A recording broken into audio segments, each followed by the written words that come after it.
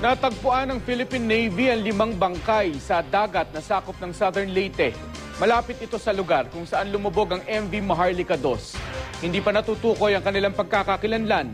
Makibalita tayo kay Cassie Rosos ng GMA Northern Mindanao. Cassie?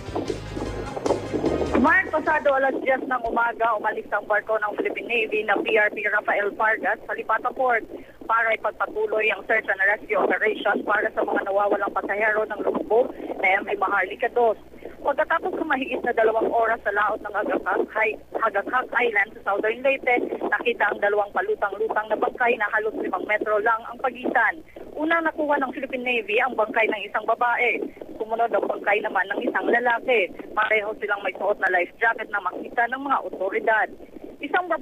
2 bangkay din ang nakuha ng isa pang Philippine Navy vessel sa PRP Alfredo Navarrete. Isang babaeng tinatayang mahigit 30 taong gulang at isang batang babae. May pang-5 ring bangkay na na-recover. Ibinabiyahe na ang mga bangkay pabalik sa Lipata Port, Surigao City para alamin ang pagkakakilanlan ng mga ito. Yan ang latest mula dito sa Surigao City. Cassie Rosos, Nagbabalita, Pilipinas.